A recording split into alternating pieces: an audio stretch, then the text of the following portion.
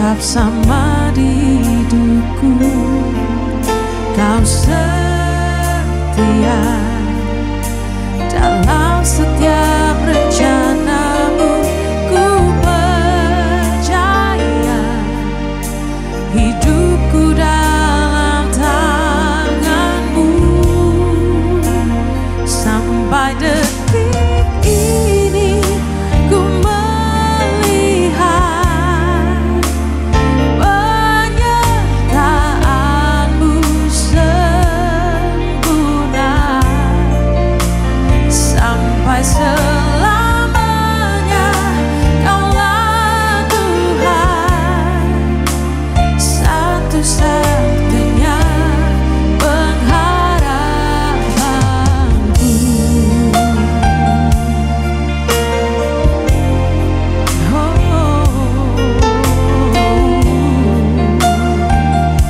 Mari bersama-sama naikkan pujian ini dari Allah.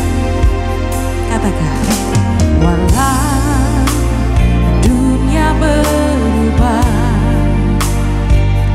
namun kasih-Mu Tuhan tetap sama di hidupku. Kau setia dalam setiap rencanamu. Ku percaya hidupku dalam tanganmu. Sampai detik ini ku melihat penyertaanmu sempurna. Sampai selamanya Kaulah Tuhan, satu-satunya pengharapanku. Sampai detik ini ku melihat penyertaanmu sempurna. Sampai selamanya Kaulah Tuhan, satu-satunya pengharap. Mari bersama angkat tanganmu tinggi. Sampai detik ini ku melihat penyertaanmu sempurna. Sampai selamanya Kaulah Tuhan, satu-satunya pengharapanku. Apapun yang terjadi Tuhan, walaupun dunia berubah, kami percaya kasih setia-Mu tetap ada di dalam hidup kami Tuhan. Segala rancangan yang Kau percayakan dalam hidup kami adalah rancangan yang terindah. Mari bersama-sama naikkan pujian ini dari hati kita yang paling dalam. Walau dunia berubah,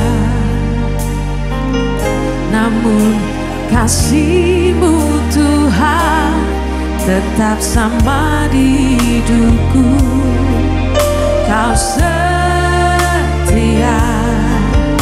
dalam setiap rencanamu.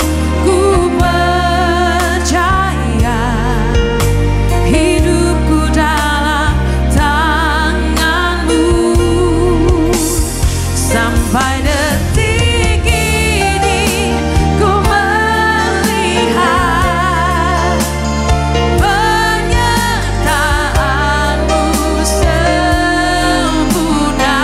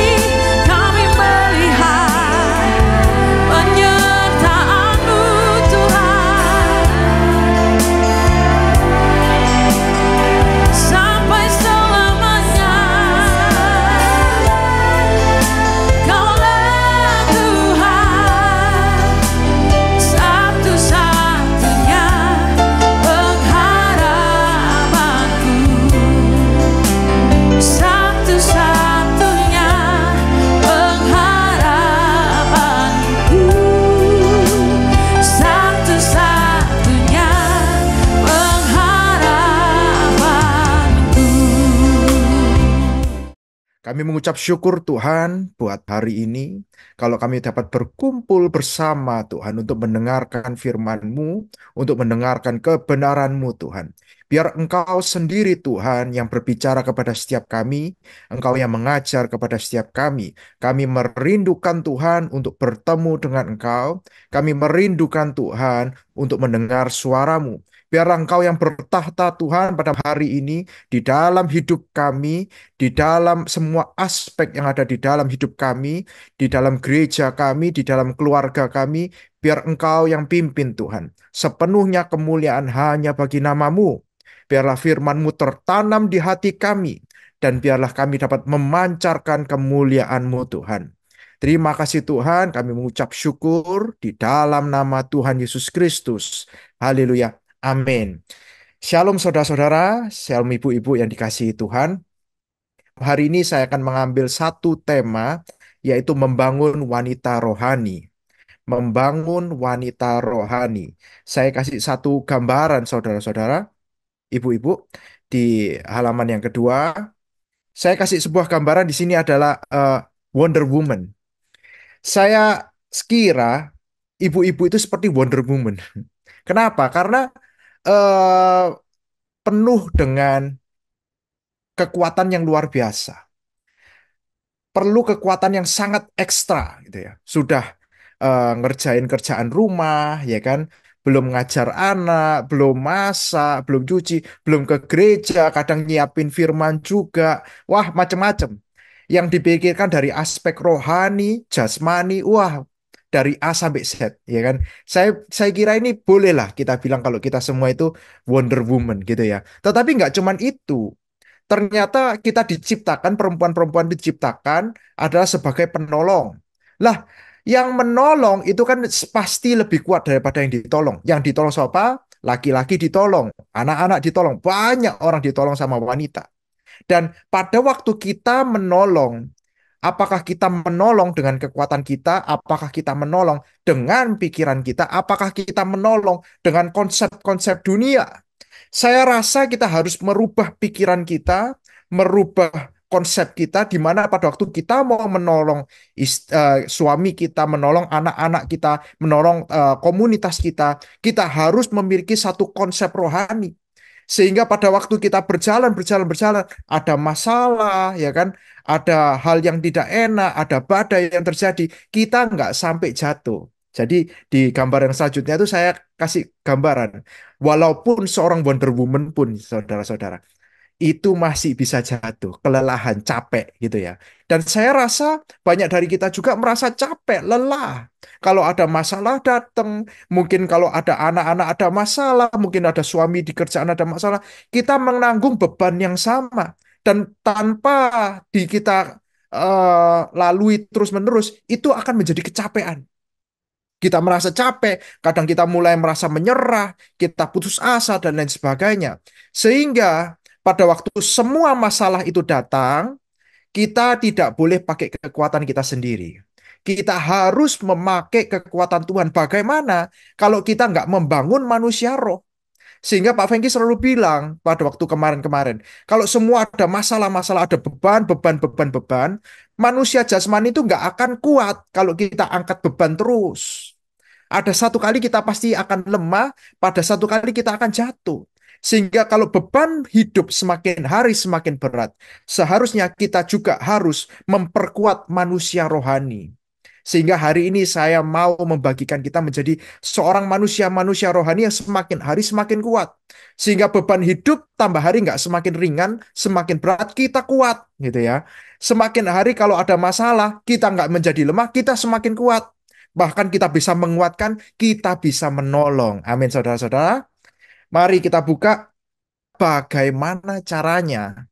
Ya, bagaimana caranya? Sekarang kalau kita mau nih, kita jadi penolong yang luar biasa, kita mau jadi wanita yang luar biasa, kita mau membangun rohani kita, bagaimana caranya?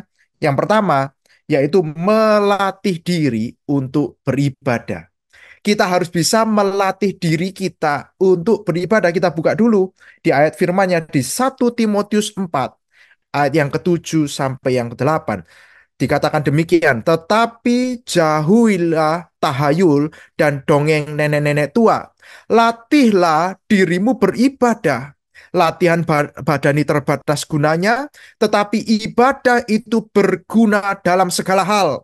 Karena mengandung janji baik untuk hidup ini maupun untuk hidup yang akan datang. Amin. Latihlah dirimu beribadah. Ibu-ibu yang dikasihi Tuhan, pada waktu saya merasakan untuk beribadah. Satu kali, dua kali, tiga kali masih oke. Tetapi lama-kelamaan kita akan merasa bosan, gitu kan? Kita akan merasa capek. Sehingga kita perlu melatih diri kita untuk beribadah. Karena untuk mau melakukan hal yang positif itu sangat nggak mudah. Saya rasa kalau kita mau olahraga, mau diet, itu adalah memulai sesuatu hal yang positif. Apakah mudah? Nggak mudah. Kita perlu melatih diri kita sedemikian rupa sehingga kita dapat melakukan itu. Saya masih ingat, ibu-ibu, pada waktu pertama kali saya harus ikut ibadah, ya kan? Ibadahnya terus-menerus, mungkin seminggu sekali masih oke. Seminggu dua kali, ya bolehlah. Seminggu tiga kali, mulai berat gitu kan. Terus ditambah nanti seminggu empat kali, waduh, mulai ada unek-unek gitu kan. Terus hari Minggu dari pagi sampai malam, waduh, tambah hari tambah berat. Tetapi pada waktu saya mulai melatih diri saya untuk bisa beribadah, ya kan, menikmati ibadah, wah luar biasa. Sehingga pada waktu kita datang ibadah, kita tidak merasakan ada beban. Kita nggak merasa harus dipaksa, tetapi kita merasa ini berguna sesuai dengan firman Tuhan. Ada gunanya. Karena di setiap ibadah ada janji Tuhan. Firman Tuhan itu mengandung perintah dan janji. Kalau kita cuma mau janjinya juga nggak bisa. Ada perintah dan janji, itu satu set. Tetapi pasti ada janji. Dan setiap kali kita beribadah, pastikan kita juga menerima perintah dan janji tersebut. Dan gambar yang selanjutnya, saudara-saudara. Ini saya kasih lihat pada waktu kita belajar. Saya merasa firman Tuhan tuh kalau kita beribadah, kita tuh belajar. Kalau belajar itu kurang bagus. Kenapa? Belajar tuh sampai cuma di otak. Sehingga kita cuma mengerti, kita paham, kita pinter. Pada waktu kita terus-terus belajar firman, kita mengerti firman, kita pinter tentang firman Tuhan, kita tambah hari, bukan tambah orang yang baik, gitu. Kita cuma menguasai firman, tetapi tidak dikuasai. Sehingga saya sangat cocok dengan Bu Ivon kemarin waktu cerita, kita harus bisa melatih diri untuk dapat firman. Makanya saya kasih gambar yang selanjutnya. Ini kelihatan seperti masak, gitu kan. Masak itu juga latihan. Saya merasa ya, karena saya suka masak juga. Dan pada waktu pertama kali masak, ya kan, kita ngelatih kan, kita dapat pengetahuan, oh masak itu resepnya ini. Kita ngerti.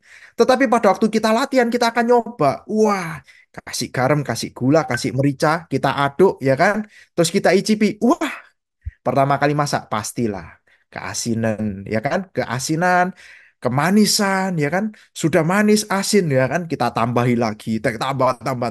Asalnya kita bikin cuma satu porsi, ya kan? Akhirnya jadi 10 porsi.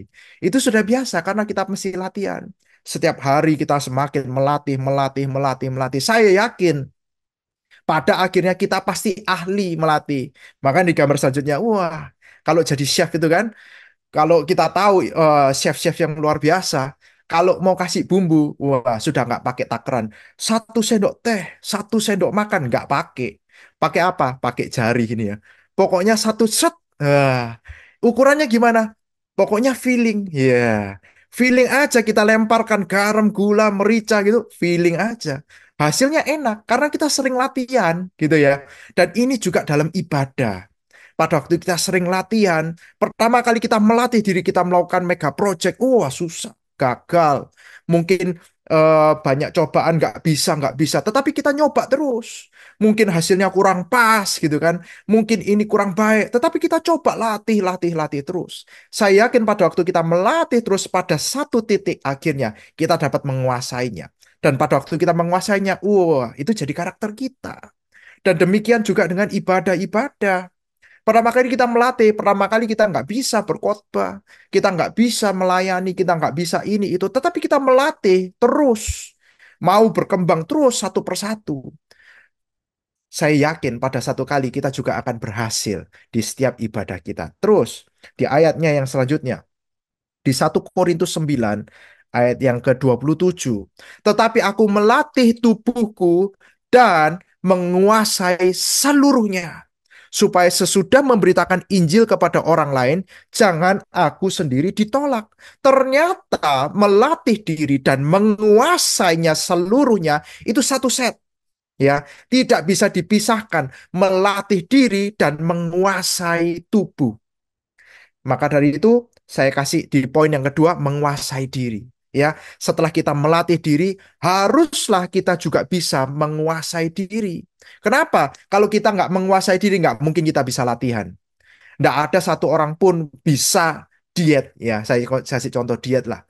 Kalau nggak menguasai diri, ya, menguasai diri untuk nggak makan, ya kan, menguasai diri untuk ngurangin gorengan-gorengan, menguasai diri untuk apa namanya, nggak makan nasi, menguasai diri untuk setiap pagi bangun untuk bisa olahraga, ya kan, menguasai diri untuk mesti gerak, nggak duduk terus, menguasai diri.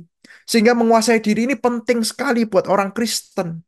Kalau orang bisa menguasai dirinya, dia mampu mau untuk melatih diri dalam beribadah, ya kan? Dalam baca firman, dalam melakukan mega project, dalam pelayanan, menguasai diri sepenuhnya.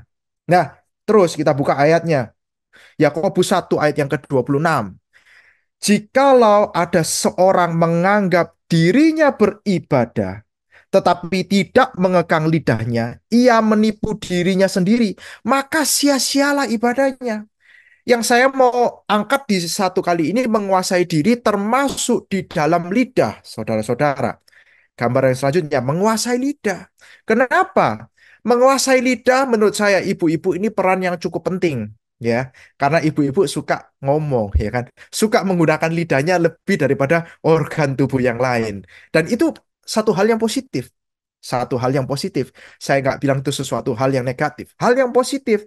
Hanya kita harus mampu menguasai lidah ini. Walaupun ini hal yang paling kecil, tapi dapat mempengaruhi seluruh hidup kita, dapat mempengaruhi masa depan kita. Your talk, ya kan? Ucapanmu adalah doamu. Ucapanmu adalah masa depanmu. Itu salah satu pengajaran-pengajaran dari gereja kita. Dan kita harus percaya, ucapan yang kita lontarkan itu harus kita bisa kontrol dengan baik. Pertama kali kita memang harus menutup, ya kan? Kita berusaha untuk nggak ngomong yang aneh-aneh, ya kan? Kita nggak sembarangan ngomong. Nah, tetapi di satu titik kita harus juga mengelontarkan omongan-omongan yang baik. Nggak bisa selamanya kita, oh lebih baik daripada kalau saya salah ngomong, saya diem aja. Selamanya diem juga nggak bagus. Firman Tuhan kita juga harus bersaksi. Kita harus memberi kitakan satu hal yang baik. Kita harus dapat memberkati orang-orang. Sehingga saya teringat kemarin, ibu-ibu, saya baru pulang dari NTT. Saya baru pulang dari misi.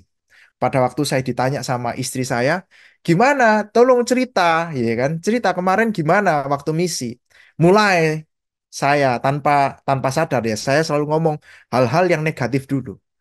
Wah, di sana panas, ya, saya bilang gitu. Di sana panas, tidurnya nggak enak, ya kan? Saya mesti rebutan untuk tidur di lantai, gitu. Kenapa? Kalau tidur di kasur busa itu panasnya minta ampun. Jadi saya ngeluh tidur susah, ya kan? Malam pun panas keringatan. Sudah gitu dikasih minum panas juga, kopi panas, teh panas gitu ya. Udaranya panas dikasih panas-panas. Saya mulai mengeluh panas, panas gitu. Di dalam gereja pun saya mulai mengeluh juga. Mati lampu sehingga kipas anginnya nggak nyala semua. Panas, bau, saya bilang gitu. Terus dia mulai bilang, stop, stop. Saya nggak mau dengar keluh kesahmu. Yang saya mau dengar tuh kesaksian yang membangun. Saya baru ingat. Iya juga. Harusnya saya menceritakan hal-hal yang positif di sana. Ngapain saya menceritakan hal-hal yang negatif? Karena yang negatif selalu ada. Namanya juga misi, medannya begitu. Harus ceritakan hal yang positif. Oh ya saya ingat. Oh ya betul, betul. Saya harus cerita yang waktu itu saya dapat apa. Saya teringat saya dapat rema yang luar biasa, saya katakan. Terus saya melihat banyak orang-orang dilawat Tuhan luar biasa, ya kan? Saya bisa melayani.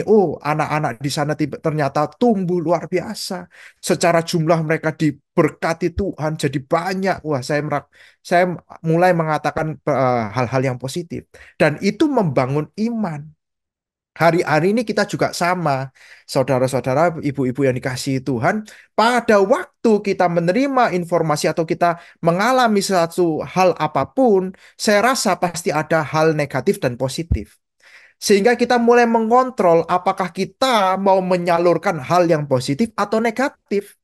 Satu berita yang sama pasti ada dua sisi. Koin ada dua sisi. Kita mau beritakan yang side A atau side B. Itu semua kita yang kontrol. Dan saya menurut firman ini mendapatkan satu rema. Teruskanlah hal yang positif. Sehingga ini dapat jadi berkat.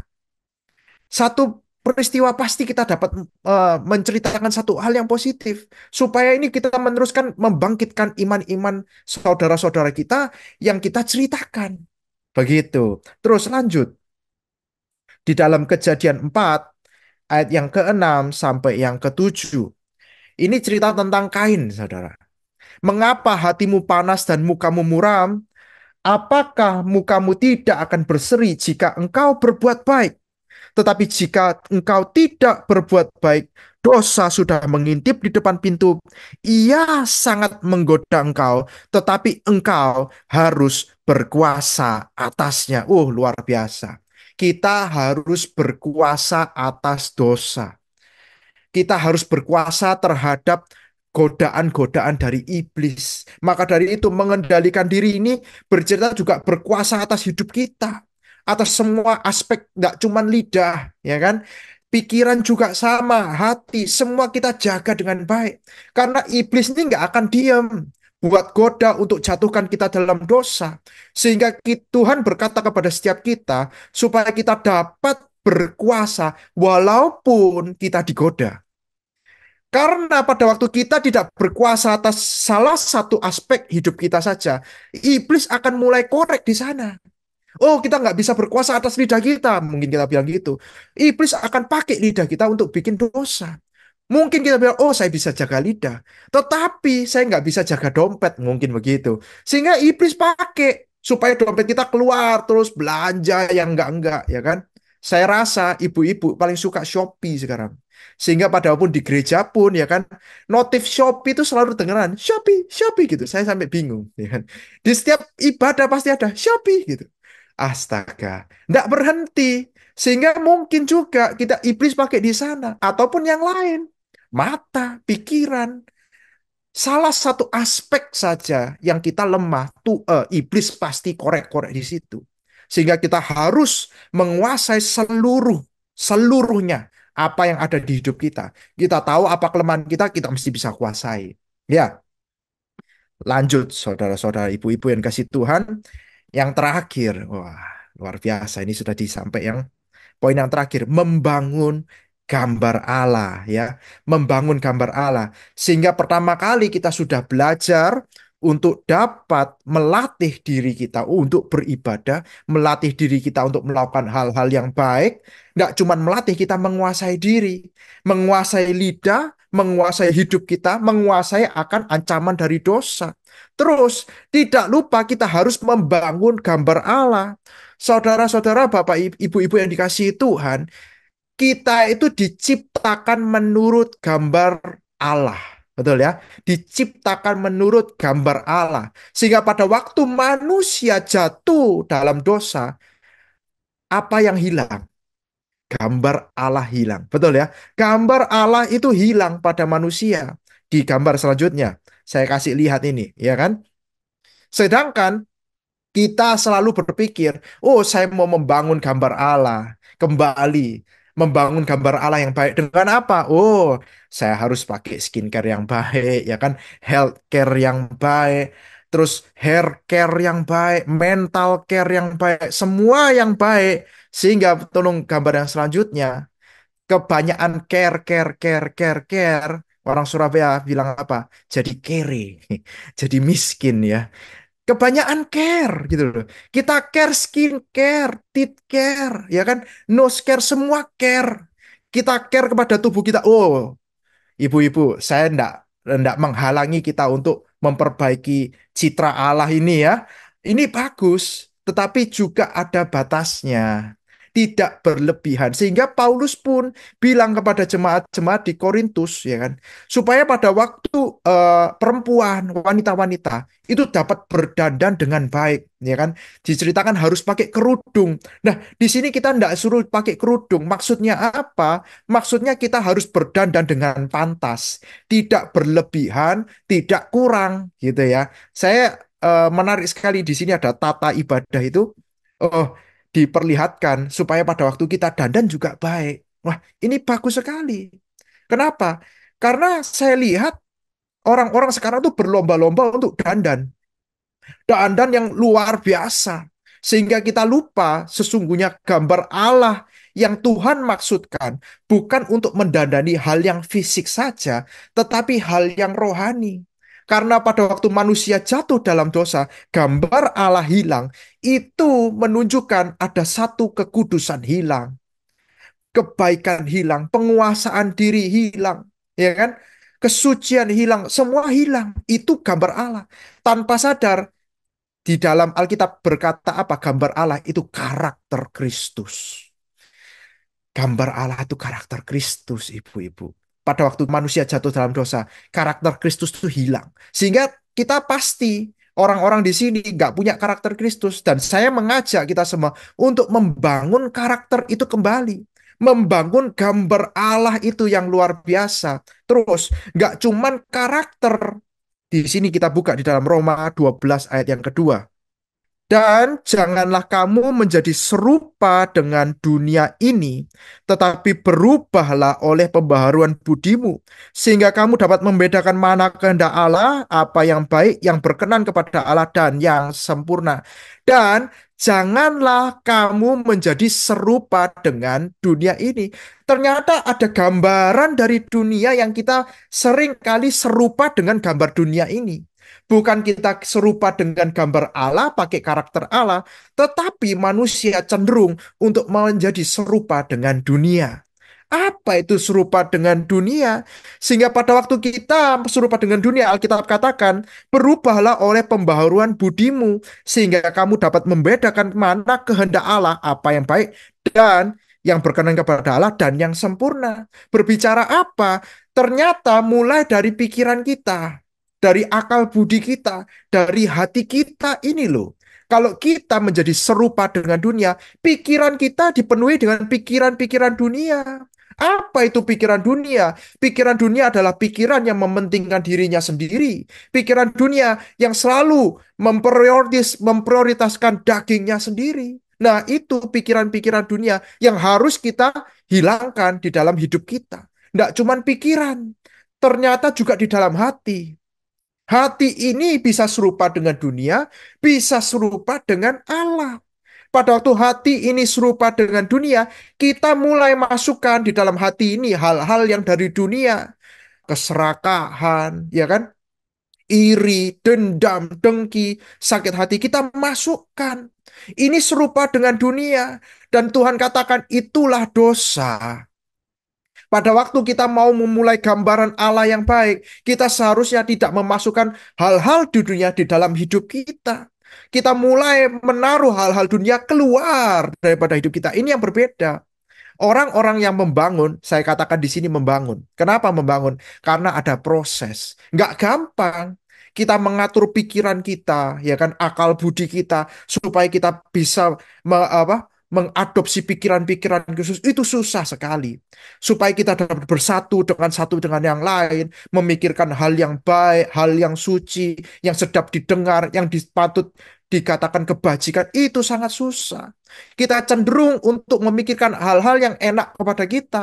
Kita cenderung memikirkan hal-hal yang benar-benar jahat. Satu kali, ibu-ibu, kemarin sempat saya ada kesempatan melayani di Malang. Pada waktu saya ke Malang, selesai melayani, saya mau pulang, ya kan? Saya ditabrak sama sepeda motor. Wah, gitu. Setelah ditabrak, Terus saya mulai turun, saya lihat orang yang nabrak saya itu perempuan jatuh ke aspal gitu, tidur. Aduh, saya berpikir, aduh ini ya, pulang pelayanan kok dapat hal yang nggak enak gitu ya. Sudah saya lihat, saya tanya, bisa berdiri Mbak? Nggak bisa, sakit. Waduh, saya dalam hati, wah ini ya, cobaan nggak berhenti-berhenti. Baru saja saya memulai hal yang baik. Kenapa kok ada kecelakaan seperti ini? Sudah, saya mulai ada di situ ada satpam, ada eh, tukang parkir, banyak orang itu tiba-tiba mengerumuni gitu ya, mulai gandeng mbak-mbak ini untuk didudukan di samping. Saya parkir, mulai warga mulai marah-marah gitu. Pikiran ini mulai nggak bagus. Pikiran ini, aduh, kayak merasa, loh, kenapa ya saya ini kok dijelek-jelekkan padahal saya ini ditabrak, ya kan? Saya merasa benar gitu. Saya mulai turun, orang-orang mulai marah-marah, saya diam saja. Tetapi pikiran ini nggak berhenti, ibu-ibu. Pikiran ini memikirkan hal-hal yang jahat. Saya memikirkan, wah ini ya, kalau saya begini, saya mulai merancangkan hal yang jahat. Saya nggak mau diperas, saya bilang gitu. Saya nggak mau ini ganti rugi. Wah, saya memikirkan hal-hal yang jahat. Firmannya hilang. Wah, ini bahaya. Dan pada waktu saya terus duduk di sebelahnya Mbak ini, ya kan, saya mulai kaget. Yang Mbak-Mbak ini sudah mulai oke ya kan ada eh, pihak-pihak yang mulai bantu mulai dari orang satpam apa tukang parkir bilang wah masnya harus ganti rugi mas ini salah saya bilang saya diam terus mbaknya mulai bilang nggak usah saya nggak mau ganti rugi saya bingung wih mbaknya nggak mau ganti rugi tapi orang-orang yang sekitar mulai maksa ya sudah nggak usah ganti rugi harus ke rumah sakit biar dicek gitu mbaknya bilang lagi nggak mau saya nggak mau rumah sakit saya mau pulang saja saya bingung lagi kenapa ini mbak-mbaknya kok mau maksa mau pulang nggak mau diganti nggak mau apa mulai dipaksa terus gitu ya sudah pokoknya macam-macam sehingga pada waktu berlangsung berapa menit ya waktu itu mungkin setengah jam lebih satu persatu orang mulai meninggalkan kita sehingga sampai terakhir tinggal saya ada suster saya susternya anak-anak sama mbak ini mulai saya ngomong sama mbaknya mbak maaf ya tadi mungkin saya ada salah gitu kan. Mbaknya bilang, enggak kok saya yang salah gitu kan. Saya enggak lihat ini karena ada hujan, terus saya mulai mau ngelak terus kepleset gitu. Oh iya, terus saya lihat, saya pegang kakinya yang paling bawah. Sakit mbak? Enggak sakit. Yang mana yang sakit? Oh ini dia lihat di lututnya. Sakit. Oh iya, mungkin bengkak. Saya bilang gitu. Sudah enggak boleh dipijat dulu, nanti dikasih salep, yang penting tenang-tenang gitu. Ya, sudah selesai. Terus saya mulai, saudara, ibu-ibu, berpikir, ini Mbak sudah baik, tidak mau aneh-aneh sampai pada akhirnya. Masakah saya membalas hal yang jahat gitu? Masakah saya tidak berbuat yang baik? Walaupun mungkin saya yang rugi, saya berpikir harus berbuat baik. Mulai saya tawari, Mbak minta nomor rekening, mungkin ini buat ganti ini, tidak usah kok. Terus saya paksa. Sampai pada akhirnya oke saya pesenin Grab, saya antar pulang selesai. Tetapi juga pada waktu perjalanan saya pulang, saya ditegur sama Tuhan. Dan pada waktu Tuhan tegur, kenapa kamu berpikir hal-hal yang jahat? Walaupun banyak orang jahat di sana, kamu melihat ada satu hal yang baik. Dan saya merasa, iya betul juga ya. Tuhan masih lindungi saya, mobil saya baik-baik saja. Mbaknya itu akhirnya juga bisa berdiri, berjalan, ya kan? Nggak minta yang aneh-aneh, hal yang baik saya pikirkan. Nggak cuman itu, Tuhan tegur juga. Kamu lihat itu, apa? Orang-orang yang jahat itu. Mungkin ada satpam yang jahat, eh, tukang parkir yang jahat. Apakah kamu nggak berpikir untuk berbuat yang baik juga? Wah, sudah terlambat Tuhan, saya nggak bisa berbuat baik. Doakan. Dan saya perjalanan pulang, saya mulai berdoa. Terus saya mulai bilang, Tuhan bilang, oh, lepaskan semua itu. Kamu nggak boleh terbeban dengan hal yang jahat. Kamu nggak boleh terbeban dengan kejahatan orang gitu. Saya nggak mau kejahatan itu masuk di dalam hati saya. Jadi saya pulang nggak pakai damai sejahtera, nggak dengan sukacita. Sayang sekali.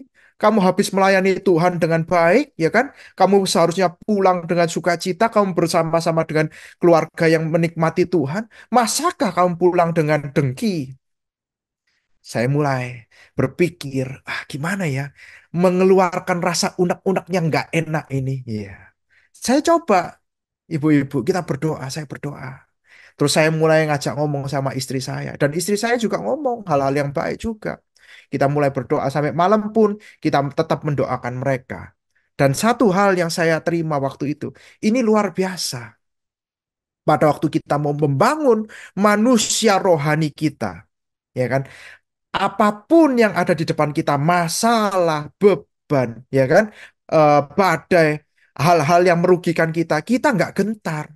Karena kita punya manusia rohani yang sanggup menolong kita. Kita punya percaya kepada Tuhan yang terus kita berhubungan, yang terus bisa menegur kita, mengalihkan kita daripada waktu kita ke kanan dan ke kiri, kembali lurus. Dan ini pentingnya, ibu-ibu, kita punya manusia rohani yang kuat. Kita melatih bukan untuk hal yang sia-sia. Ada gunanya, gunanya itu luar biasa. Dan sementara kita melatih ini, melatih, melatih, melatih, Tuhan juga kasih mungkin cobaan demi cobaan, hal-hal yang mungkin kita diizinkan untuk melewatinya. Supaya apa? Manusia rohani kita semakin kuat. Tidak ada satu orang pun yang bisa kuat dalam manusia rohnya kalau tidak melewati sebuah masalah, tidak melewati sebuah cobaan, ya kan? Harus dilewati supaya kuat. Dan pada waktu kita kuat, kita sanggup untuk menolong orang yang lain. Bayangkan, kalau manusia rohani kita nggak kuat, tetapi jasmani kita yang kuat, ya kan? Pikiran kita yang kuat, egois kita yang kuat. Pada waktu kita tolong orang, mungkin kita bakal berpikir, apa untung buat kita? Pada waktu kita tolong suami kita, anak-anak kita mulai pakai cara-cara dunia yang sesuai dengan pengetahuan kita, bukan pengetahuan Tuhan. Dan kemungkinan pada waktu kita menolong mereka dengan pengetahuan kita, mereka bakal bisa tambah rugi. Mereka bisa tambah celaka, bukan tambah untung, bukan tambah selamat, tetapi mereka celaka. Apakah kita juga nggak bertanggung jawab atas semuanya itu? Saya rasa kita pasti bertanggung jawab. Maka dari itu, sebagai ibu-ibu yang dikasihi Tuhan, yang menikmati Tuhan, yang beribadah, kita bangun manusia roh kita, melatih dengan baik, menguasai diri dengan sesungguhnya, ya kan? Dan membangun gambar Allah dengan sempurna. Kenapa? Karena gambar Allah itu harus kita kembalikan di hidup kita. Citranya Tuhan harus kita kembalikan. Karakter tuh harus ada. Kekudusan, kasih, itu harus kita punya. Dan pada waktu kita punya semuanya itu, saya yakin kita akan menjadi wanita-wanita yang kuat di depan Tuhan. Amin. Saya punya ya jokes ya yang terakhir. Pertanyaan nih. Wanita-wanita apa yang kuat sekali ya kan? Wanita-wanita apa yang kuat sekali? Ada yang tahu ibu-ibu? Jawabannya apa? Ya, wanita gentar. Ini bahasa Surabaya. Wani itu Wani itu berani, tak gentar gitu. Wani tak gentar, wanita yang tanpa gentar, yang kuat, yang berani menghadapi masalah, yang berani menghadapi tantangan, yang berani menghadapi apapun yang ada di depan kita. Karena kita percaya yang ada di dalam kita bukan diri kita, yang ada di dalam kita bukan iblis, yang ada di dalam kita itu adalah Yesus Kristus.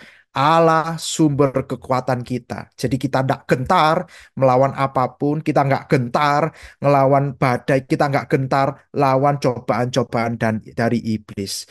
Puji Tuhan, demikian firman-Nya. Mari kita tundukkan kepala, kita mau berdoa. Kami mengucap syukur Tuhan atas firman-Mu yang luar biasa yang akan menuntun setiap kami Tuhan. Kami percaya Tuhan kami mau menjadi wanita-wanita yang rohani. Manusia-manusia rohani kita mau bangkitkan. Kenapa? Karena kami percaya Tuhan kami akan menjadi penolong-penolong yang luar biasa. Kami akan menjadi superwoman, Wonder Woman yang hebat, yang berada di dalam keluarga kita, di dalam lingkungan kita, yang akan dapat membantu setiap orang yang ada di sekitar kita. Dan saya percaya Tuhan, kami tidak hanya membantu dalam pikiran kami manusia-manusia, pikiran dunia Tuhan. Tetapi kita akan membantu dengan manusia roh. Kita akan memakai prinsip rohani. Kita akan memakai hikmat daripada Tuhan, pengetahuan daripada surga. Sehingga pada waktu kami menolong banyak orang, mereka akan selamat. Mereka akan diuntungkan. Mereka akan menemukan Tuhan. Dan kami Tuhan mau sadar saat ini. Kami mau melatih diri kami Tuhan untuk ibadah. Melatih diri kami Tuhan untuk menjaga kesucian. Melatih diri kami Tuhan untuk mengambil waktu-waktu yang lebih untuk Tuhan. Tidak hanya itu Tuhan, kami juga mau menguasai diri kami. Terutama lidah kami Tuhan. Biarlah kami dapat memperkatakan perkataan-perkataan berkat. Supaya yang keluar dari mulut kami adalah kehendak-Mu Tuhan. Supaya yang keluar dari hati kami adalah firman-Mu Tuhan. Biar semua orang yang dapat mendengar kesaksian-kesaksian kami dapat dibangkitkan imannya, dapat dikuatkan rohaninya, dapat menjadi jawaban-jawaban Tuhan. Kami berdoa Tuhan, supaya citra Allah, gambaran Allah Tuhan juga muncul di hidup kami. Engkau kembalikan Tuhan. Tidak hanya Tuhan kami mengembalikan hal yang jasmani, kita memperbaiki hal yang jasmani. Tetapi kami mau Tuhan, kami mau memperbaiki citra Allah yang ada di hidup kami. Satu persatu Tuhan kami mau perbaiki Tuhan. Apakah itu kekudusan, apakah itu kasih, apakah itu karakter Kristus, kami mau Tuhan melakukannya Tuhan. Membangun satu demi satu Tuhan. Fondasi demi fondasi Tuhan. Layer demi layer Tuhan. Gambaran Tuhan harus ada di setiap hidup kami. Kami percayakan Tuhan, jemaat ladies pada hari ini, kiranya Engkau yang memberkati mereka semua, supaya mereka Tuhan dapat bertumbuh dan berdampak Tuhan. Mari jemaat Tuhan yang dikasihi, kita dekapkan tangan kita di dada. Karena firman-Nya berkata, jagalah hatimu dengan sepenuh segala kewaspadaan, karena dari sanalah terpancar kehidupan. Jemaat yang dikasihi Tuhan, jadilah berkat dan terimalah berkat rahmat dari Allah Bapa di surga. Yang kami percaya bahwa Dia telah naik ke surga dan menyediakan bagi setiap kami rumah yang ada di surga, dan akan datang kedua kalinya untuk menjemput gereja dan umat-Nya dengan persekutuan dengan Roh-Nya yang kudus, yang akan memimpin kita, menginsyafkan kita, menghibur, dan akan menjadikan kita saksi Kristus mulai hari ini sampai selama-lamanya. Mari kita tutup dalam doa. Bapa kami yang ada di surga, dikuduskanlah namamu, datanglah kerajaan-Mu, jadilah kehendak-Mu di bumi seperti di surga. Berikanlah kami pada hari ini makanan kami yang secukupnya, dan ampunilah kami akan kesalahan kami, seperti kami juga mengampuni setiap orang yang bersalah kepada kami. Dan janganlah membawa kami dalam pencobaan, tetapi lepaskanlah kami daripada yang jahat, karena Engkau-lah yang punya kerajaan dan kuasa dan kemuliaan sampai selama-lamanya. Amin. Tuhan Yesus memberkati. Shalom. Yang mengerti semua masalahku, Tuhan telah siapkan yang terbaik bagiku. Ku nantikan indah pada waktunya, karena kasih-Nya yang tiada batasnya. Yang mengerti semua masalahku, Tuhan telah siapkan yang terbaik bagiku. Ku nantikan